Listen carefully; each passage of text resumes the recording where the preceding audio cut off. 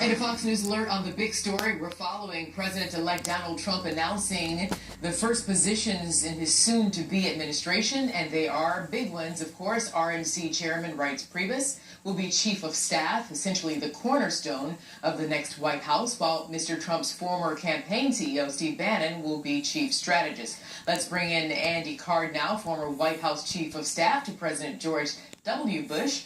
And Andy, I want to start here. First of all, thanks for joining us. And I want to find out if you've had a chance to speak to Reince Priebus yet since his election, or when you do, what might you tell him as to the kind of tone that would be good for Mr. Priebus to set, that'll set him up for a successful run? I'm very excited for Reince. He's got a great opportunity, and it's an awesome responsibility that is beyond comprehension, actually. But I look forward to talking with him. I have not talked with him yet. I did hear from someone who was close to him saying that he was looking to track me down, so I gave him the contact information. But Reince Priebus is going to have the responsibility of helping a president, but he's going to have to learn two things that are very difficult to accept. You serve at the pleasure of the president, but your job is not to please him.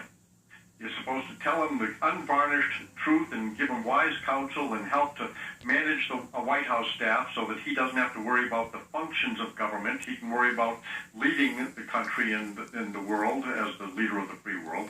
And then he also has to worry about the care and feeding of the president. And the Chief of Staff's job is to make sure the president doesn't worry about the normal things in life, but has to worry about all of the American people and keep the oath of office to preserve, protect, and defend the Constitution, and never have the luxury of making an easy decision. Yeah. So Reince will have a challenge to coordinate a staff. I'm thrilled that President-elect Trump has named Reince the very first person to appoint. I think that's a very important thing to do so that the Chief of Staff can help pick a White House staff and be involved in helping to guide the president's thinking as he thinks about cabinet members.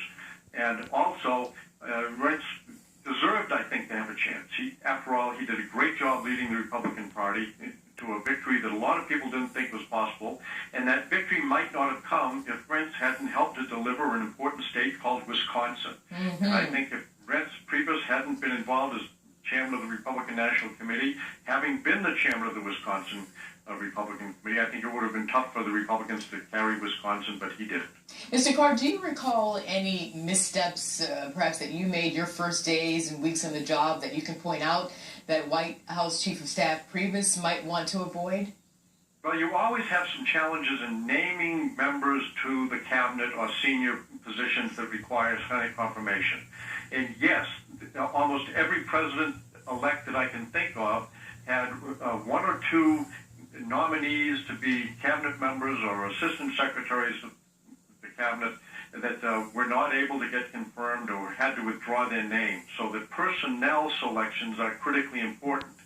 But it's also important that the Chief of Staff recognize you have to build a White House staff that will serve the president, and it's more than a job, it's a commitment, because it's not really something you get to do from 9 to 5. The job of the Chief of Staff is 24 hours a day, 7 days a week. And that's why the average tenure for a Chief of Staff is so short. They generally have not served on average more than 2 years. And having said that, Mr. Card, I mean, Reince Priebus has a wife and 2 children. What kind of ride are they in for? They are in for a tough ride. They're going to find that their dad or their husband is going to be called on at any moment, at any time of the day to hop to and hop in a limousine or hop and go to work and be there. There won't be very many vacations, and the obligations are literally never-ending because the incoming is such that it's daytime somewhere in the world all the time.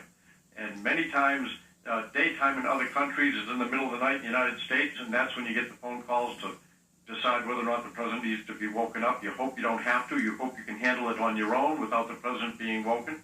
But those are challenges that take place. And I tell you, Reince, he should talk to his wife and his children and, to the extent possible, make them partners in what he is doing, but never share the secrets with them. Mm-hmm.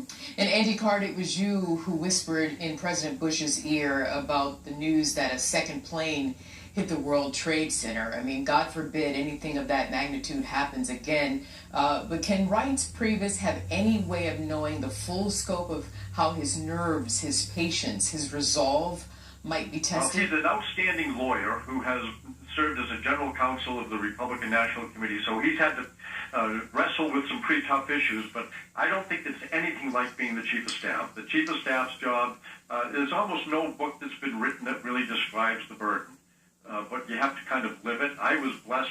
I worked under every chief of staff that served President Reagan and President George H.W. Bush, and so I watched James A. Baker III, who I think was a phenomenal chief of staff, and Don Regan and Howard Baker and Ken Duberstein and John Sununu and Sam Skinner and then Jim Baker again. So I learned from the best by having worked at the White House.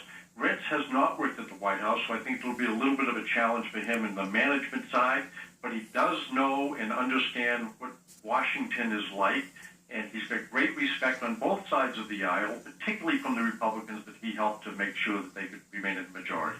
A.Card, 21st White House Chief of Staff. I thank you, sir. Thank you very much. Thank you. Thanks for having me on. Absolutely. Well, just as of a few hours ago, the